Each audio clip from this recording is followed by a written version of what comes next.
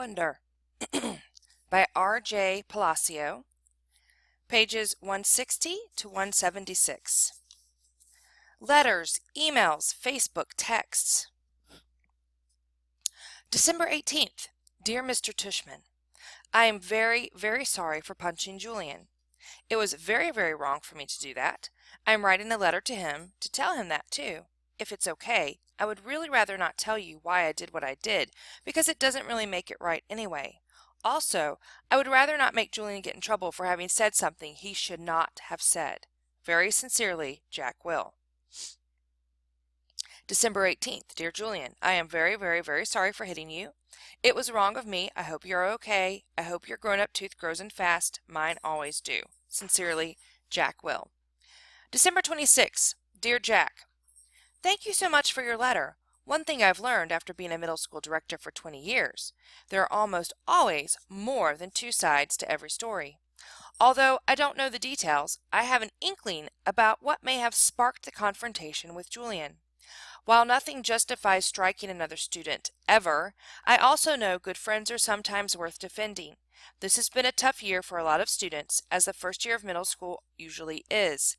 Keep up the good work and keep being the fine boy we all know you are. All the best, Lawrence Tushman, Middle School Director. To Tushman, C.C. John Will, Amanda Will. From Melissa Albans. Subject, Jack Will. Dear Mr. Tushman, I spoke with Amanda and John Will yesterday, and they expressed their regret at Jack's having punched our son Julian in the mouth. I am writing to let you know that my husband and I support your decision to allow Jack to return to Beecher Prep after a 2-day suspension. Although I think hitting a child would be valid grounds for expulsion in other schools, I agree such extreme measures aren't warranted here. We have known the Will family since our boys were in kindergarten, and are confident that every measure will be taken to assure this doesn't happen again. To that end, I wonder if Jack's unexpectedly violent behavior might have been a result of too much pressure being placed on his young shoulders. I am speaking specifically of the new child with special needs, who both Jack and Julian were asked to befriend. In retrospect, and having now seen the child in question at various school functions and in the class pictures, I think it may have been too much to ask of our children to be able to process all that. Certainly, when Julian mentioned he was having a hard time befriending the boy, we told him he was off the hook in that regard. We think the transition to middle school is hard enough without having to place greater burdens or hardships on these young, impressionable minds. I should also mention that as a member of the school board, I was a little disturbed that more consideration was not given during this child's application process to the fact that Beecher Prep is not an inclusion school. There are many parents, myself included, who question the decision to let this child into our school at all. At the very least, I am somewhat troubled that this child was not held to the same stringent application standards, i.e. interview, that the rest of the incoming middle school students were. Best, Melissa Perper Albans. To Melissa Albans. From L. Tushman. C.C. John Will, Amanda Will. Subject, Jack Will.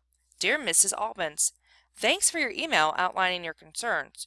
Were I not convinced that Jack Will is extremely sorry for his actions, and were I not confident that he would not repeat those actions, rest assured that I would not be allowing him back to Beecher Prep. As for your other concerns regarding our new student August, please note that he does not have special needs.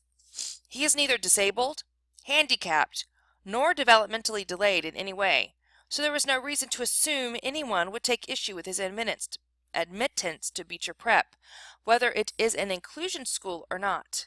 In terms of the application process, the admissions director and I both felt it within our right to hold the interview off-site at August's home for reasons that are obvious. We felt that this slight break in protocol was warranted, but in no way prejudicial, in one way or another, to the application review. August is an extremely good student and has secured the friendship of some truly exceptional young people, including Jack Will. At the beginning of the school year, when I enlisted certain children to be a welcoming committee to August, I did so as a way of easing his transition into a school environment.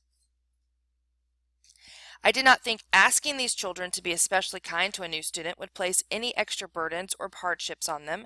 In fact, I thought it would teach them a thing or two about empathy and friendship and loyalty.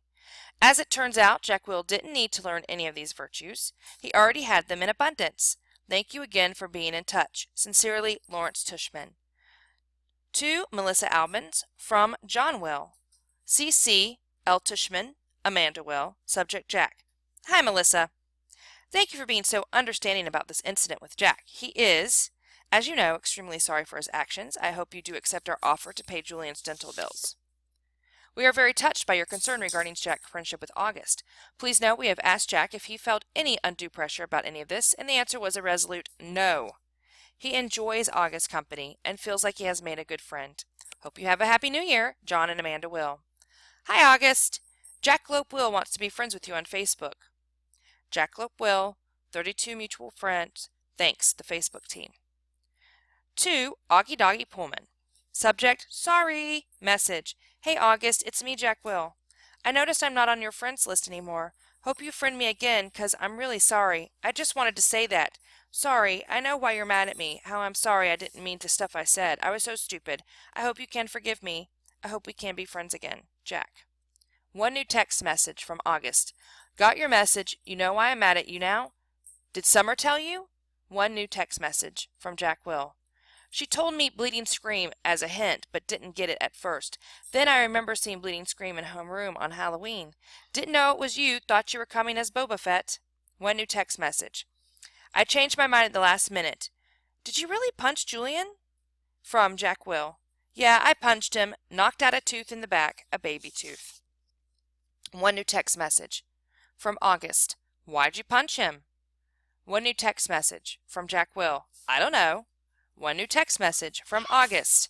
Liar, I bet he said something about me, right? One new text message from Jack Will. He's a jerk. But I was a jerk too. Really, really, really sorry for what I said, dude. Okay, can we be friends again? One new text message from August. Okay. One new text message from Jack Will. Awesome! One new text message from August. But tell me the truth, okay?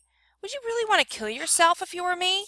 One new text message from Jack Will. No, I swear on my life. But dude, I would want to kill myself if I were Julian. One new text message from August. Laugh out loud. Yes, dude, we're friends again. Back from winter break. Despite what Tushman said, there was no clean slate when I went back to school in January. In fact, things were totally weird from the second I got to my locker in the morning. I'm next to Amos, who's always been a pretty straight-up kid, and I was like, yo, what up? And he basically just nodded a half hello and closed his locker door and left. I was like, okay, that was bizarre.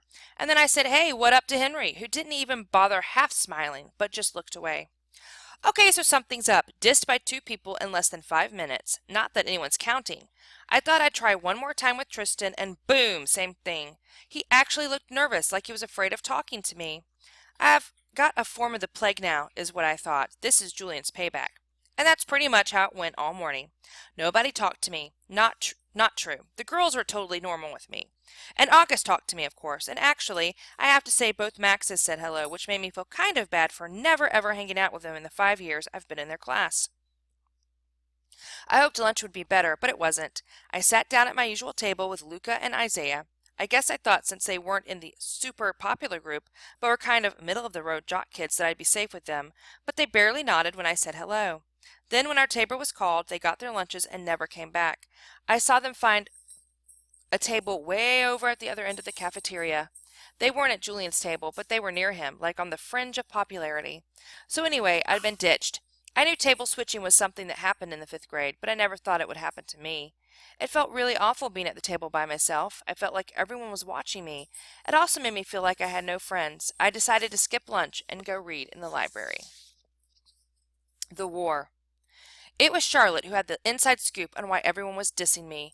I found a note inside my locker at the end of the day. Meet me in room 301 right after school. Come by yourself, Charlotte. She was already inside the room when I walked in. Sup, I said. Hey, she said. She went over to the door, looked left and right, and then closed the door and locked it from the inside. Then she turned to face me and started biting her nail as she talked. Look, I feel bad about what's going on, and I just wanted to tell you what I know. Promise you won't tell anyone I talked to you. Promise. So Julian had this huge holiday party over winter break, she said. I mean, huge. My sister's friend had had her Sweet 16 at the same place last year. There were like 200 people there, so I mean, it's a huge place. Yeah, and? Yeah, and, well, pretty much everybody in the whole grade was there. Not everybody, I joked. Right, not everybody, duh. But like even parents were there, like my parents were there. Julian's mom is the vice president of the school board, right? So she knows a lot of people. Anyway, so basically what happened at the party was that Julian went around telling everyone that you punched him because you had emotional problems. What? And that you would have gotten expelled, but his parents begged the school not to expel you. What? And that none of it would have happened in the first place if Tushman hadn't forced you to be friends with Augie. He said his mom thinks that you, quote unquote, snapped under the pressure. I couldn't believe what I was hearing. No one bought into that, right? I said. She shrugged. That's not even the point. The point is he's really popular. And, my mom heard that his mom is actually pushing the school to review Augie's application to Beecher. Can she do that? It's about Beecher not being an inclusion school. That's a type of school that mixes normal kids with special needs. That's just stupid. Augie doesn't have special needs. Yeah, but she's saying that if the school is changing the way they usually do things in some ways, but they're not changing anything. Yeah, they did. Didn't you notice they changed the theme of the New Year art show? In past years, fifth graders painted self-portraits, but this year they made us do those ridiculous self-portraits as animals, remember? So big freaking deal. I know. I'm not saying I agree. I'm just saying that's what she's saying. I know, I know. This is just so messed up. I know. Anyway, Julian said that he thinks being friends with Augie is bringing you down and that for your own good you need to stop hanging out with him so much. And if you start losing all your friends, it'll be like a big wake-up call. So basically, for your own good, he's going to stop being your friend completely. Newsflash! I stopped being his friend completely first. Yeah, but he's convinced all the boys to stop being your friend, for your own good. That's why nobody's talking to you. You're talking to me. Yeah, well, this is more of a boy thing, she explained.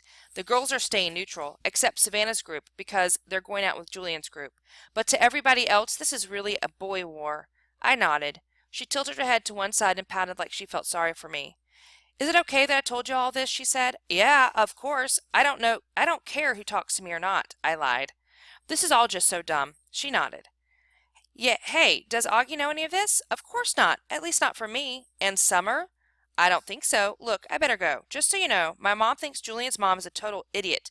She said she thinks people like her are more concerned about what their kids' class pictures look like than doing the right thing. You heard about the photoshopping, right? Yeah, that was just sick. Totally, she answered, nodding. Anyway, I better go. I just wanted you to know what was up and stuff. Thanks, Charlotte. I'll let you know if I hear anything else, she said. Before she went out, she looked left and right outside the door to make sure no one saw her leaving. I guess even though she was neutral, she didn't want to be seen with me.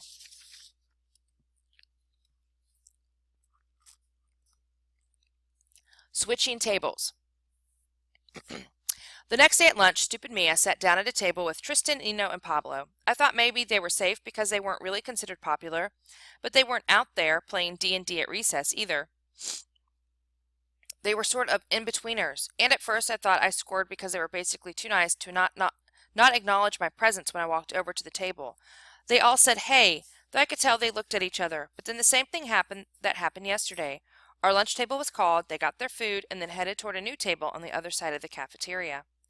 Unfortunately, Mrs. G, who was the lunch teacher that day, saw what happened and chased after them. That's not allowed, boys, she scolded them loudly. This is not that kind of school. You get right back to your table.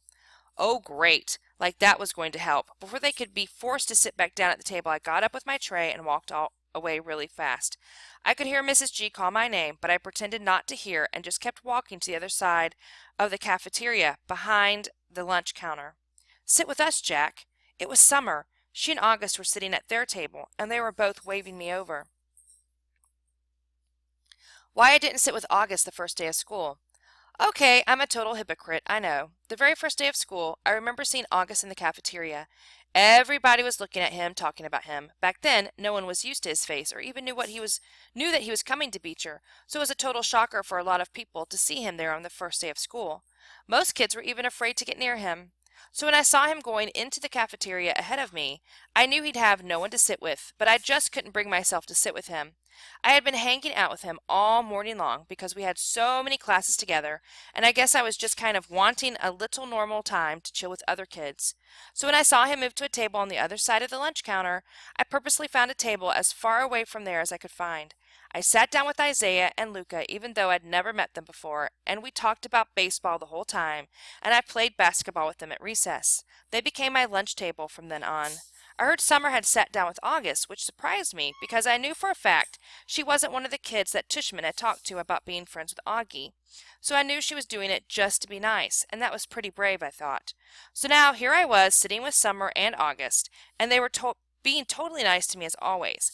I filled them in about everything Charlotte had told me, except for the whole big part about my having snapped under the pressure of being Augie's friend, or the part about Julian's mom saying that Augie had special needs, or the part about the school board. I guess all I really told them about was how Julian had had a holiday party and managed to turn the whole grade against me. It just feels so weird, I said, to not have people talking to you, pretending you don't even exist. Augie started smiling. "Ya think?" he said sarcastically. "Welcome to my world."